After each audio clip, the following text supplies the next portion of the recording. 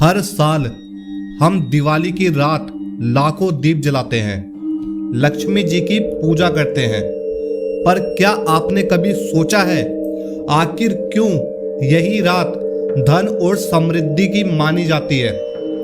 क्या होगा अगर मैं कहूं इस रात की चमकती रोशनी के पीछे एक अंधेरा रहस्य छिपा है, एक ऐसा रहस्य जिसे राजा विक्रमादित्य ने सदियों पहले उजागर किया था।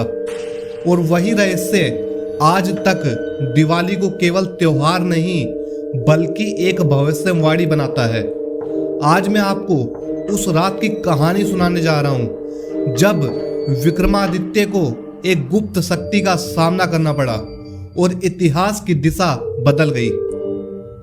समय था प्राचीन उज्जैन का। राजा विक्रमादित्य सिर्फ एक राजा नहीं, एक ज्ञानी, साहसी और निडर शासक माने जाते थे। उनके शासन में खगोल शास्त्र, ज्योतिष और गुप्त विद्याओं का गहरा प्रभाव था। हर निर्णय वो आकाशीय घटनाओं को देखकर लिया करते थे। और तभी एक साल उनके दरबार में एक अजीब भविष्यवाणी लेकर एक योगी पहुंचा। योगी ने कहा, महाराज, इस वर्ष की दिवाली साधारण नहीं। इस अमावस्या की रात काल नस्त्र सक्रिय होगा और उसके साथ एक अदृश्य द्वार खुलेगा। राजा ने पूछा, कैसा द्वार? योगी बोला, ऐसा द्वार जो केवल एक बार 1200 वर्षों में खुलता है, और जो उस रहस्य को समझ ले वो अपने राज्य को स्वर्ण युग में ले जा सकता है या गहरे अंधकार में धकेल सकता है। दिवाली की रात आई। उज्जैन की गलियां दीपों से जगमगा रही थी, लेकिन राजमहल का एक कोना पूरी तरह अंधकार में डूबा हुआ था। वही कोना जहां विक्रमादित्य अकेले बैठकर काल नस्त्र के उदय का इंतजार कर रहे थे। दरबारियों को वहां जाने की मनाही थी। बस एक दीपक जल रहा था, और वो भी हवा में कांपती लौ के साथ। अचानक आसमान में चांद की जगह एक अजीब सी धुंधली नीली रोशनी फैलने लगी। जैसे ही वो रोशनी महल की दीवारों को छुई, कमरा ठंडा पड़ गया। फिर आई वो आवाज, विक्रम, समय आ गया है। जो द्वार खुल रहा है वो सबके लिए नहीं, सिर्फ उनके लिए है जिनमें निडरता और त्याग है। कमरों के बीचों बीच एक सुनहरी आकृति उभरने लगी, जैसे किसी ने हवा में दरवाजा खींच दिया हो। वो द्वार धीरे धीरे खुला और सामने था एक घना अंधेरा, लेकिन उस अंधेरे से निकल रही थी एक धीमी सुनहरी रोशनी। विक्रमादित्य ने अपनी तलवार उठाई और कदम उस द्वार में रख दिए।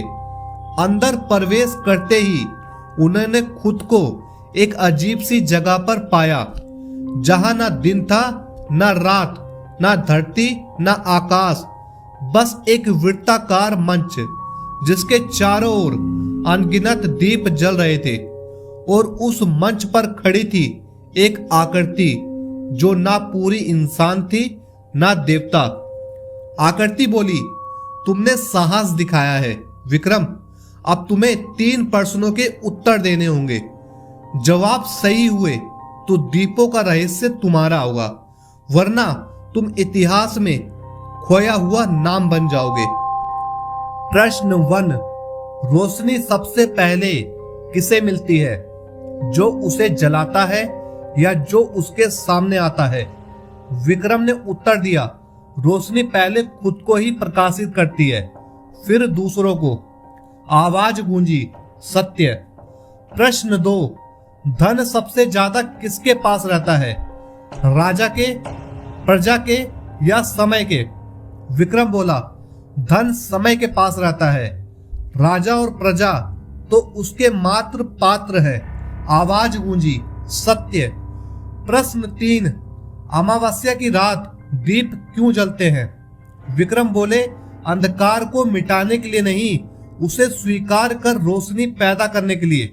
और फिर सुनहरे द्वार से तेज प्रकाश फूट पड़ा।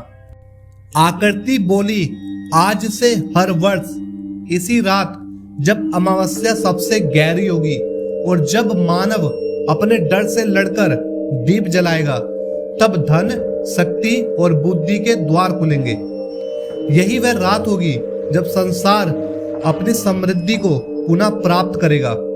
और इसलिए आज तक लोग दिवाली की रात को दीप जलाते हैं, क्योंकि वो दरअसल विक्रमादित्य की उस भविष्यवाणी को जीवित रखते हैं। कहते हैं, द्वार बंद होने से पहले आकृति ने एक आखिरी बात कही, दीप जलाना मात्र एक परंपरा नहीं, एक संकेत है कि अंधकार चाहे कितना भी गहरा हो, रोशनी की शुरुआत एक दीप से होती है।